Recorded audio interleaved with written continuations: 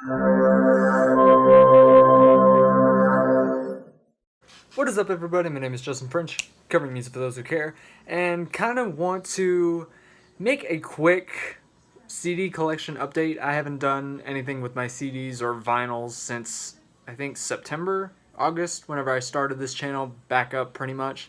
So today I'm probably going to do that update, and then maybe tomorrow or one of the next days, because I don't have school for the rest of the week, I'm gonna look into doing my vinyl collection, maybe just do that, because I don't think I really talked about them whenever I did my whole CD vinyl collection. So I'll give time to kind of talk about those ones. But anyways, let's get into what I have gotten since September, whenever it was.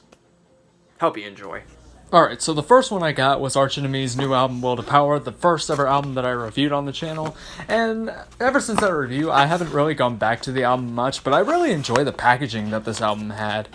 And it was a Best Buy exclusive, so I kind of had the 3 stickers and a poster, and that was the day I pretty much got the album, and then I told my buddy that I was going to be reviewing the album, so that's pretty much how this whole journey pretty much started. But anyways, it's still a pretty fantastic record. I wouldn't say it's as great as War Eternal, and I really like that poster that they kind of had that, especially the artwork on that. But anyways, yeah.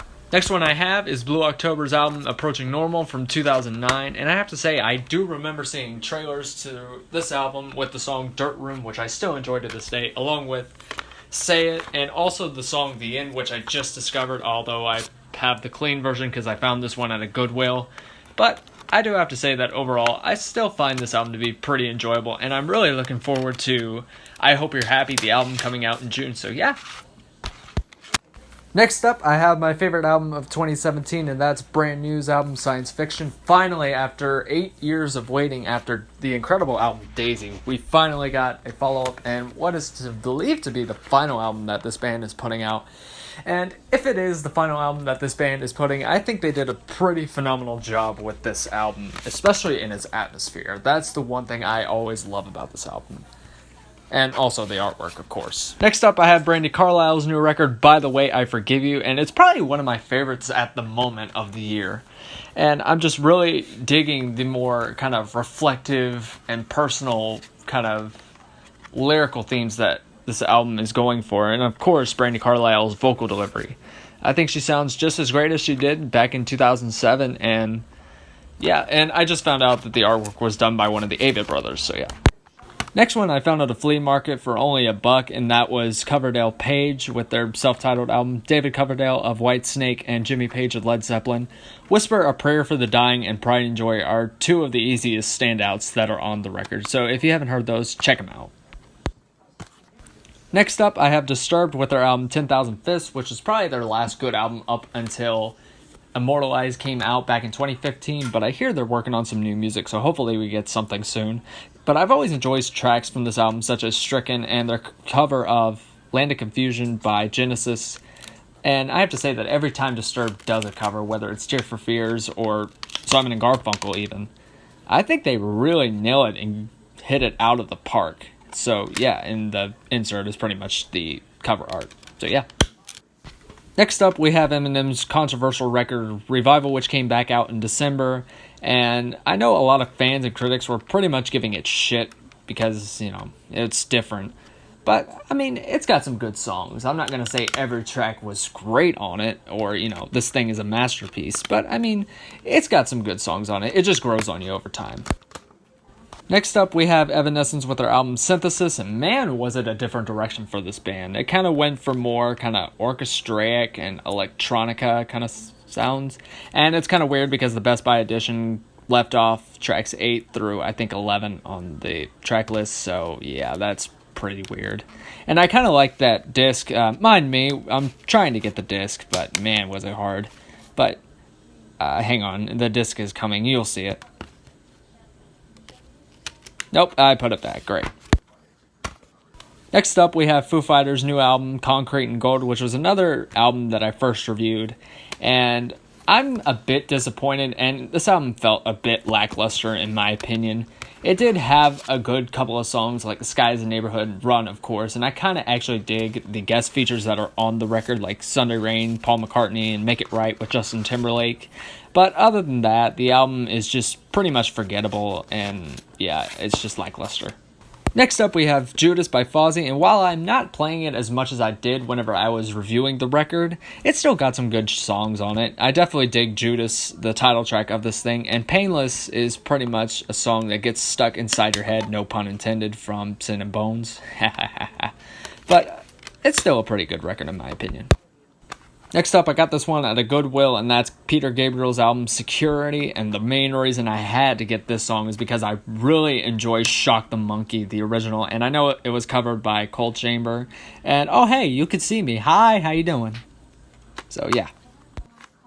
Next up, I have Something to Tell You by Haim, and shout out to Elizabeth for getting me back into this band, and man does this album have some good jams on it. Kept Me Crying, Walking Away, Want You Back, Nothing's Wrong, Right Now, Little of Your Love. I'm really digging the more kind of 70s throwback pop rock sound that this album is going for, and I like the yellow disc. It kind of fits with the aesthetic of the record, but yeah.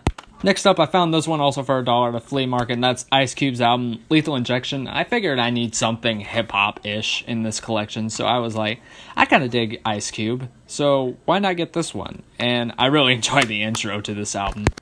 My next album is Ritual by In This Moment, and while it tries to be a bit more raw in its sound, it definitely still retains that electronic sound that the band has been experimenting with since 2012's Blood, and I enjoy tracks, especially that packaging too, such as Oh Lord, In the Air Tonight, a Phil Collins classic, Black Wedding with Rob Halford, and Roots, and yes, the booklet is kind of stuck to the CD, but oh well, I really enjoy the album. Next up, we have Justin Timberlake with his debut album, Justified, back from 2003, and man, this definitely has some throwbacks, like I Love You, and also Cry Me a River, come on. That song is very infectious, and Justin Timberlake has no lyrics in his books. Next up is probably my favorite by Timberlake, and that's Future Sex Love Sounds. All the ones I have are from Walmart, oh well, but yeah, I just really love the sound of this record, especially, and I kind of grew up with songs such as What Goes Around Comes Around, My Love, and Sexy Back, so yeah, I really enjoyed this album. And the next one I have completing the Timberlake albums is Man of the Woods. I'm not too big a fan of this album as much as the other ones, and I give props for Timberlake for going in a different direction, but I mean, it's okay at best. Next up, we got Linkin Park's last album with Chester Bennington, and that's One More Light. Originally, I didn't want to pick it up just because I didn't like it at first, but whenever Chester died, I kind of came back to this album, and the lyrical themes now are just kind of dark, and really, we didn't know what was going on with Chester, but Chester, rest in peace, and you'll be missed dearly. Next up, we have Marilyn Manson with Heaven Upside Down, and I kind of got a weird one because it doesn't have like the little CD binding, and the weird part is the booklet doesn't even come in the little CD insert. It's actually in the back of the CD, as you'll see here in a second. Yeah, that's where the booklet is, so yeah. Next up is a classic, and I actually found this one at a flea market, and that's Megadeth's Countdown to Extinction, the original copy of it. And this was their last with Combat Records, and this is one of my favorite albums that Megadeth ever released, and the first metal album I ever listened to. Next up, we have Neck Deep with The Peace and the Panic. I heard a lot of good things about this record, but I haven't really gotten a chance to really listen to this album very well. I like the artwork that goes throughout it. It kind of looks like a comic book, and that's the CD of it. And you'll see the booklet here in a minute. It's pretty cool. It came with a kind of trading card, I guess you could say, and it kind of features, I can't remember which one it was. I'll probably make a note over here about who it was, but yeah, I really kind of like the artwork, and I hope to listen to it soon. I got this one at a flea market too, and I haven't really got a chance to listen to it, but because it's a 2-disc album, and I've heard a couple of singles from this, The Day That the World Went Away, and also Starfuckers Inc., of course. I remember the music video with Marilyn Manson, but this is The Fragile by Nine Inch Nails, The Fragile, and this was coming off of The Downward Spiral, which was a pretty popular album back in the 90s, so I'm looking forward to listening to this. Next up, I have No Doubt's Return to Saturn, the final one to complete the kind of important albums. I haven't listened to the earlier records that they did, but I think that this record is pretty underrated and less talked about. I really enjoy singles like Bathwater and especially Ex-Girlfriends, so yeah. Next up, I have Nothing More with their album The Stories We Tell Ourselves, another favorite of mine for 2017, and I really dig the musicianship that this band shows in this record. And if you haven't gotten a chance to listen to it, definitely go check it out, especially Fade In, Fade Out. Next up, we have Puddle of Mudd's album Come Clean, their most popular album and their only good one in my opinion. It had some nice singles such as Control, Drift and Die, and also Blurry, but yeah, I still have to say that She Fucking Hates Me, la la la la, sucks. Next up is Seether's album, Holding On to Strings Better Left to Fray, and while I'm not too big on this record, it definitely still has some good songs on it. And I'm almost done collecting my Seether albums. All I need pretty much is Poison the Parish, and if I want to, Fragile or the Disclaimer, the first edition. So yeah. I got this one at a flea market too, and that's Skid Row's album Slave to the Grind, the follow-up to the popular self-titled record. And this one really packs a punch too. I really enjoyed tracks such as Wasted Time and Monkey Business, and the CD insert really fucked up. That's great. Congrats, Justin, you fucked up.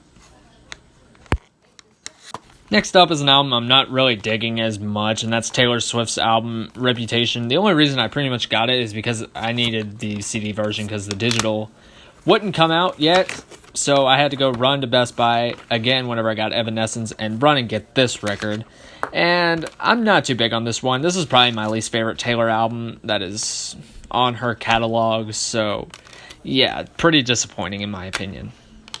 Next up, we have Third Eye Blind's self-titled 97 record, and I haven't really heard much besides the singles. I pretty much just picked it up because it's the original, and I thought it'd be cool, so yeah, but I want to give it a shot sometime. Next up, we have another popular hip-hop artist in the modern day music, and that would be Tyler, the Creator, with his album Wolf from back in 2013. And this is one of my favorites. It's probably my second besides Flower Boy, which I had as an honorable mention in my 2017 albums of the year. And I really enjoy the kind of humorous artwork that Tyler goes for on this record. And I'm really digging tracks too, like Domo 23, Jamba, and also IFHY, which stands for I Fucking Hate You. And I kind of like that mirror effect on the Wolf script. Next up, we have The Joshua Tree by U2, an original copy, which I found at Goodwill. And I still enjoy tracks such as I Still Haven't Found What I'm Looking For and Bullet the Blue Sky. So yeah. Next up, I have Velvet Revolver's album Contraband, and rest in peace, Scott Weiland. I really dig tracks such as Slither and Fall to Pieces, which are on this record.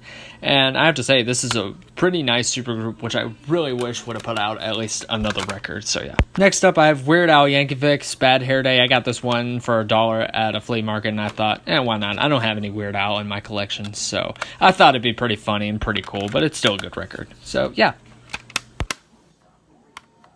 And the last one I have is 10 Years' album, How to Live as Ghosts, and this is pretty much like a rebirth for the band. It kind of goes in more of a, I guess you would say, alternative rock direction. I dig tracks such as Novocaine and Lucky You. They sound a bit different, but also kind of retain that sound that the band has been known for since they've been rocking the scene in the early 2000s. So anyways, thank you all for watching this video. I hope you enjoyed, and yeah.